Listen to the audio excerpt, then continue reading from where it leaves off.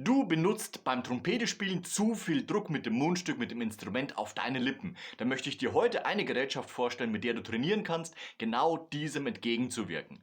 Hallo und herzlich willkommen zu einem neuen Video rund ums Trompetespielen. Mein Name ist Nico von Nico Leikam Trompetentraining. Oft werde ich angeschrieben, ich spiele mit zu viel Druck, was kann ich üben, etc. pp. Natürlich gibt es unterschiedliche Trainings, mit denen man auch trainieren kann, zum Beispiel das Instrument, das Mundstück etwas nach vorn zu ziehen beim Trompetespielen. Das ist nur im bzw. Millimeterbereich, also man hat dann nicht eine große Bewegung nach vorne. Man braucht natürlich den Kontakt von Mundstück zur Lippe und diese natürlich auch dicht, damit die Luft auch ins Instrument geht.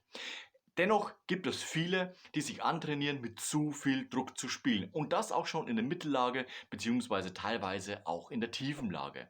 Es gibt von Arnold & Sons diesen Practice Adapter und mit diesem kann man dagegen trainieren, zu viel Druck zu benutzen. Wie ihr seht, es gibt hier so einen Federmechanismus, das heißt, man hat hier oben das Mundstück drin und der Adapter steckt unten im Instrument. Wenn ich jetzt oben drauf drücke, dann geht das zusammen und dort entweicht dann die Luft dementsprechend bei Löchern, die eben dann den Druck ablassen und man hört, okay, aus der Trompete kommt jetzt kein Ton mehr, sondern jetzt strömt die Luft eben aus diesem Überadapter und dementsprechend hat man natürlich dann hier auch die Möglichkeit, die Stärke zu variieren. Wenn man das sieht, man kann hier unten drehen und dementsprechend auch die Stärke einstellen, beziehungsweise wenn man ins Minus geht, kann man auch sehr, sehr leicht das Ganze einstellen. Das heißt, dort ist nur wenig Kontakt notwendig, dass eben der Adapter schon ausweicht und dementsprechend die Luft natürlich entweicht. Zu Beginn würde ich empfehlen, dass wir uns auf jeden Fall in die Mitte bzw. in das obere Drittel bewegen. Das heißt, dort hat man auch noch die Möglichkeit, Töne zu spielen, zum Beispiel von C1 bis C2 und auch etwas darüber hinaus. Aber erst in der höheren Lage, wenn man dann auch etwas Kraft aufwenden würde, dann aktiviert sich eben dieser Überadapter und dementsprechend kommt natürlich dann kein Ton mehr, sondern eben dieses Buzzing-Geräusch aus dem Practice-Adapter.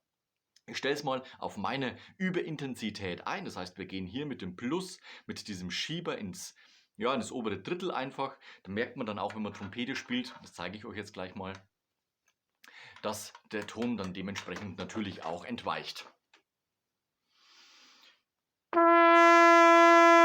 Das G ist noch da und jetzt zeige ich euch mal, wenn ich das G etwas stärker spiele, das heißt auch etwas absichtlich Druck auf die Lippen ausübe, was dann passiert.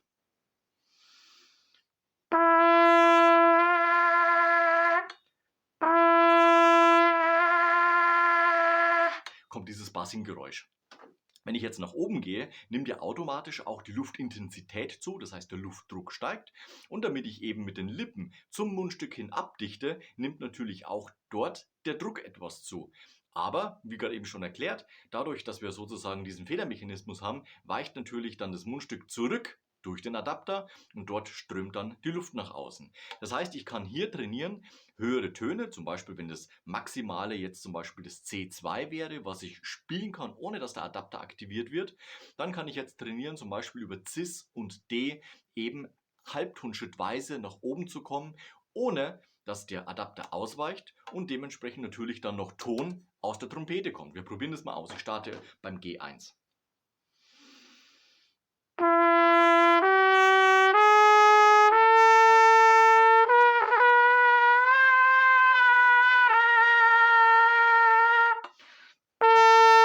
Na, und da habt ihr ganz deutlich gehört, okay, jetzt ging es nur noch über den Adapter. Jetzt starte ich natürlich und versuche zu üben, wo ist denn das erste Mal zu bemerken, dass der Adapter Luft entweichen lässt.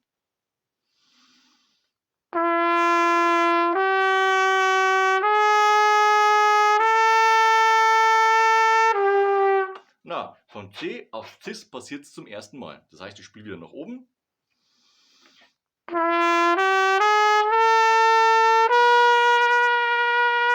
Schon besser als vorher. Das heißt, ich aktiviere absichtlich meine Luft, versuche aber auch mit der Trompete etwas dem Ganzen entgegenzuwirken. Das heißt, ich würde so etwas nach vorne denken und dementsprechend habe ich auch die Möglichkeit, jetzt kommt das Cis schon etwas besser als das C.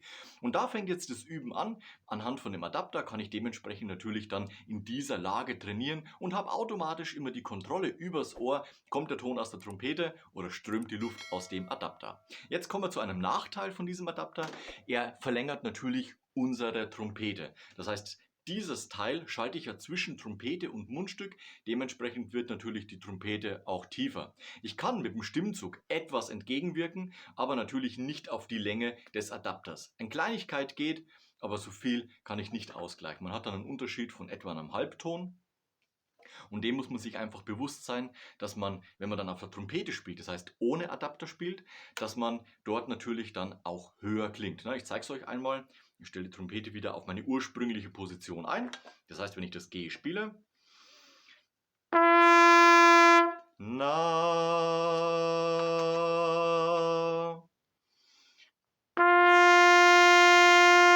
also wesentlich höher, man hört ganz deutlich den Unterschied.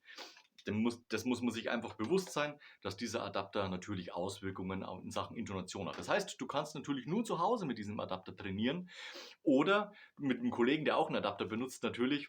Aber letztendlich geht es natürlich darum, dass wir uns ein druckfreieres Spiel aneignen, um eben zum Beispiel das C3 oder darüber hinaus uns nicht zu stark auf die Lippen zu drücken. Das heißt, unsere Lippen lernen entspannter diese Lage zu erreichen und du kannst natürlich dann dementsprechend, wenn du diese Lage locker erreichst, natürlich auch den Tonraum weiter nach oben erweitern. Das heißt, du hast automatisch auch immer ein Höhentraining, du hast ein Kontrolltraining, du hast ein Training in Sachen druckfreierem Spiel, drucklos wird es nie geben, druckfreierem Spiel und somit kannst du auch dein Trompetespielen optimieren. Eine Sache, die man auch sehr gut auf dem Adapter trainieren kann, sind Crescendi.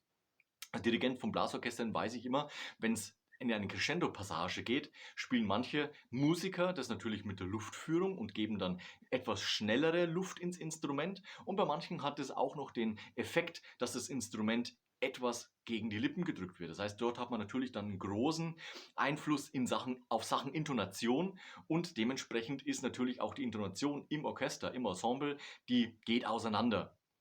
Und das kann man mit dem Adapter auch sehr gut trainieren. Wenn wir zum Beispiel jetzt mal wieder unser G1 nehmen.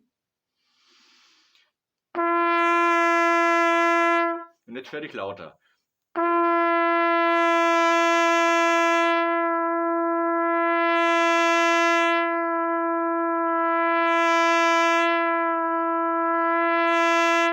Dann kann ich den Ton gut kontrollieren und ich merke, der Adapter bleibt auch in diesem Bereich. Und jetzt gehen wir einen Schritt weiter. Jetzt nehmen wir nämlich die leichtere Einstellung, das heißt, ich drehe in den Bereich Minus.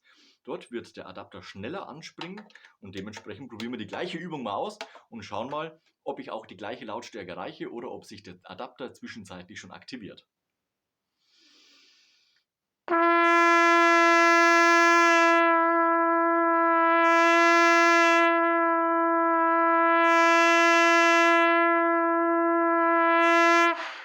Und am Schluss war es jetzt absichtlich. Ich habe während dem Spielen schon gemerkt, dass ich etwas mehr Druck ausübe, aber es war nicht genug, um den Adapter zu aktivieren. Also es war eine ganz Kleinigkeit. Das heißt, ich gehe noch weiter in den Minusbereich, um es eben zu veranschaulichen,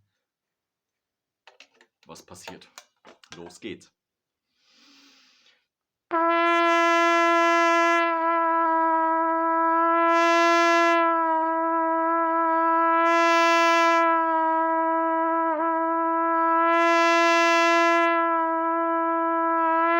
Allein das G jetzt anzuspielen wird schon wesentlich schwerer, weil ich merke, okay, der Adapter möchte eigentlich anschlagen. Das heißt, ich muss da wieder etwas entgegenwirken. Durch das Decrescendo, durch das Crescendo habe ich natürlich eine Veränderung und da merke ich schon, okay, der Adapter greift jetzt eigentlich ein und möchte Luft entweichen lassen. Das heißt, ich müsste etwas weiter ins Plus gehen und dementsprechend natürlich diese klare Kante, diesen Überbruch, dieses Überspringen von Trompetenton in Buzzing-Geräusch herauszufinden. Und dann ist es genau der Punkt erreicht, den kann ich natürlich hier auch markieren mit einem wasserfesten Stift oder mit so einem Fineliner, was auch immer auf Metall eben gut hält und kann dann versuchen, mich zu verbessern und dementsprechend natürlich eine Woche oder einen Monat damit trainieren, nicht ausschließlich, sondern immer zum Üben dazu nehmen und dann kann ich natürlich dann auch neue Striche ziehen und dann halt visualisieren, jetzt habe ich wirklich einen Fortschritt gemacht, ich kann das Crescendo oder den Ton XY schon wesentlich leichter spielen. Ich habe mich also in der Hinsicht um eine Stufe verbessert. Und dabei kann uns dieser Übeadapter von Arnold & Sons natürlich positiv unterstützen. Habt ihr den Adapter schon im Übeeinsatz? Dann schreibt doch in die Kommentare, welche Erfahrungen ihr damit gemacht habt. Ansonsten lasst am Ende von dem Video noch ein Like und ein Abo da, das freut mich immer ganz besonders. Wir sehen uns nächste Woche zu einem neuen Video rund ums Trompete spielen. Bis dahin, ciao, euer Nico.